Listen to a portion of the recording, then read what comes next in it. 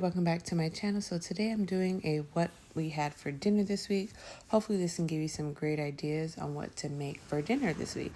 So Monday, I decided to roast up some chicken in my roaster oven. These were frozen when I put them in. I put them in basically almost frozen. They weren't fully thawed. And then I ran to the store, came back like maybe about an hour later, and they were kind of burnt on top, just the skin, but the meat was really moist and good. Actually even pulled off the bone a little bit, so I was happy about that. Along with that, I did some instant mashed potatoes tonight, just for easy peasy lemon squeezy, no effort, no fuss.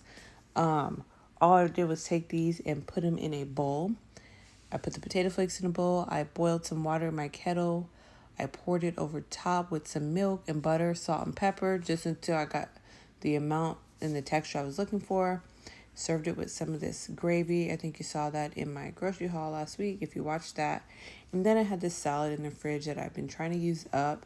I bought it about a week ago. Didn't want it to go bad, so I had that as a side as well with some sliced cucumbers. And that was dinner Monday night. Super easy, actually really good. And I was actually able to repurpose the leftover chicken for some of my husband's lunches during the week. So it was a win-win for Monday night. Even though we had to peel the skin off, it was good.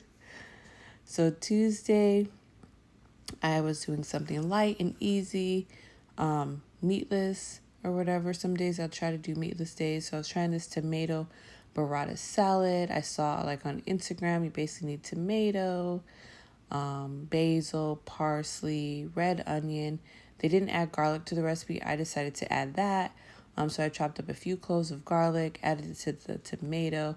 Then you marinate it with some olive oil and balsamic vinegar. You let that sit while you are getting your bread ready. And it was actually really easy and really good. So I have some French bread that I sliced here. I should have bought the pre-slice. That would have saved me.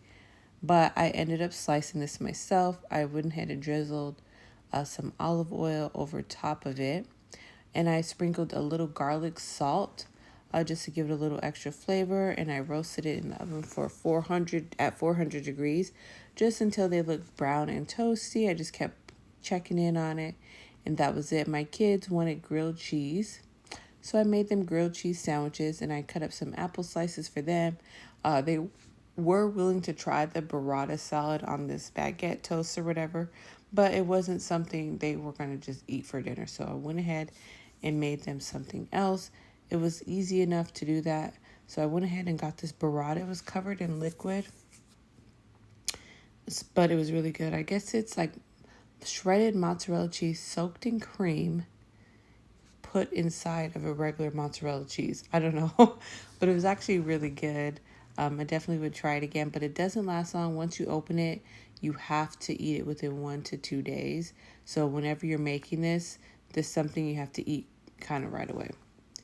So basically, once you get your tomatoes around your burrata ball of cheese, you can just pull it apart, take some of that creamy cheese out the center and spread it on your bread and top it with the tomato mixture. And it is so good and so refreshing. Like, it was so enjoyable. Even my daughter that doesn't even really eat tomatoes said that smells so good. I actually kind of want to try it. She tried it. She really liked it. So winner. So Wednesday, I decided to do some steak tacos. So here I was marinating some steak. I had marinated in Italian dressing, Worcestershire sauce, and I can't remember. Oh, A1 steak sauce. Yeah, that's basically what I marinated it in. I had some avocado, red onion, lettuce, salsa, and I asked my husband to pick up cilantro on his way home, and he ended up bringing us back some Italian parsley. So anyway, close enough. We didn't use it though. I was happy I had the salsa at least to give it that fresh taste. Got some taco shells for my kids. Did not end up working out. I put these in the oven at like 350, and then I was only supposed to leave it in for like 3 to 5 minutes to toast them up because they always stay stale if I don't do this. But while I was grilling my steak here, I forgot about it. And I should have took it out before I grilled this, but I forgot until after. I was like, I walked in, I smelled it. I was like, oh no. And I took them out. They don't look burnt, but when you taste them, they have that burnt taste. So we end up not being able to eat these. So we ended up just using the corn tortillas. I ended up making my kids like the quesadilla with flour tortilla, but this is what me and my husband had. With our, yeah, this is what we had. It turned out really good. It was actually really delicious. My kids enjoyed it as well in a flour tortilla. So for Thursday, I decided to do a slow cooker meal. I saw this Tuscan chicken recipe. All my meals this week are like Instagram meals that I seen that I wanted to try. I just got this slow cooker in the mail the night before. I had a Pioneer Woman slow cooker. My kids, when we were putting the dishes away, they dropped the liner, cracked all over the floor. So I haven't had like a slow cooker for about 2 months. So I was like, it's time. I need another one. So I ordered this off Amazon. I wanted the digital one. I didn't care about this My Time thing. This was just the most affordable digital one on Amazon. So this is why I picked it up.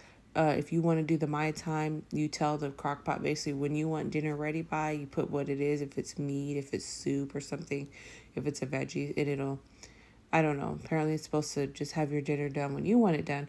But I went ahead and just used the manual setting for ours tonight. With the My Time thing, I definitely need to read the instructions. This Crockpot had a really good review, so that's why I bought it as well. So far, I like it. So, with this Tuscan chicken, she said use chicken breast or boneless, skinless chicken thighs. I had chicken breast, but I had not separated. I just threw it in the freezer as in a full package, so it was not going to happen. So I found a small pack of frozen chicken thighs that I just pulled out, rinsed, and I put in the crock pot. It fit, and then I went ahead and threw some seasonings on it. I threw some seasonings, just random salt, pepper, paprika, olive, onion powder, garlic powder, Thai seasoning. Then I did 2 cups of water, and then I added 2 teaspoons of like the chicken bouillon, just to kind of have the chicken cooking in chicken broth. I know typically when you make chicken like this, it creates its own juice, but since we're going to use it for pasta, I decided to add a little extra water, which I probably did not really need, but it's okay. It still turned out good. So I'm just going to put these on high. I actually did it on high for 8 hours just because they were frozen, but they were done around 6 hours. This is a chicken, super fall off the bone, super tender. I took those out of the pot, and then I got some half and half. This is what she said to use, half and half, and mix with cornstarch to help thicken it up. Now, after you put all these ingredients, you should let it simmer and let the cornstarch do its job. But I did not do all that. So I just poured this in. I still had it on high, just so it could keep the pot hot. Mix this all in. Pretty simple, pretty easy. And then I'll grab some Parmesan cheese. You can use shredded or whatever. This is all I had on hand, so I just eyeballed it, put some in there. I love making homemade Alfredo sauce. This reminded me of that because you basically almost use the same ingredients, except instead of half and half, you use like heavy cream. So I guess this was a little bit lighter. Here's our shredded chicken. I removed the skin and the bones, or I just basically took the meat off the skin and the bones. Sun-dried tomatoes, and I did add spinach, but for some reason I must have not recorded that part. Boiled up some pasta, and I did some frozen green beans with some bread. And like I said, you should let this sit for like at least 30 minutes to thicken up. My husband, he was ready to eat. It was late. And yeah, I'm trying to do better at not cooking dinner so late, because by the time it's done, everyone is starving. But it was late, and so we didn't have time to wait. But once we let it sit, like while we're eating, came back for seconds, it was a lot thicker. So this turned out really good. It was a little bit heavy for me though. I had a gallbladder surgery, so that was a little heavy for me. I can eat most things, so I don't have issues with most, but that was a bit heavy for me. But it was still really good. So Friday, I decided to do something simple-ish and did some Instant Pot beans, made some rice and cornbread. I have some onions sauteing in bacon grease and garlic as well.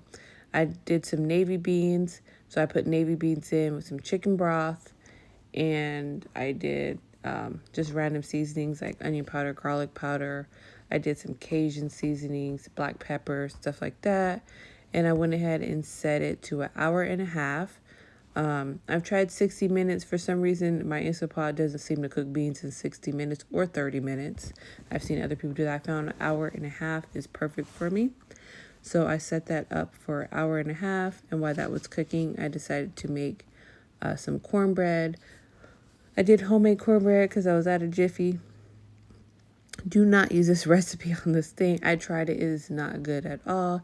Use this recipe. It's really good. It's I found this on allrecipes.com years ago, and whenever I make homemade cornbread, I always use this recipe. It's super easy and it's really good. So basically put all the ingredients in the bowl and mix it up and put it in a pan and bake it. Super quick, super easy. Not as easy as Jiffy though, but it tastes better than Jiffy. So this is what it looks like after it's all mixed up. And I'm just going to grease my Pioneer Woman pie dish. And I'm just going to pour it in. So I just greased it, poured this cornbread mix in, baked it in the oven at 400 degrees. I baked mine for 20 minutes. I didn't do 25, I did 20 minutes. And it was perfect for us, fully cooked. So here's my beans. When they were finished, I let it sit, let it do natural release because I was doing some other stuff. A little watery. I should have drained out some of the water before I mashed it up to make them thicker, but beans do thicken up over time as they sit anyway. So I mashed it with a potato masher to make it thicker. And that was good. I prefer to do this with red beans, but I didn't have any. So I ended up just using the navy beans, which turned out okay, but I prefer red beans. They were still good though, but red beans, top notch, okay? So here's how our cornbread looked. This is after 20 minutes, okay? And today it was a paper plate type of night. So we did rice with the beans and cornbread. And that was it for the week, you guys. I hope you enjoyed this video. We'll see you next time. Bye.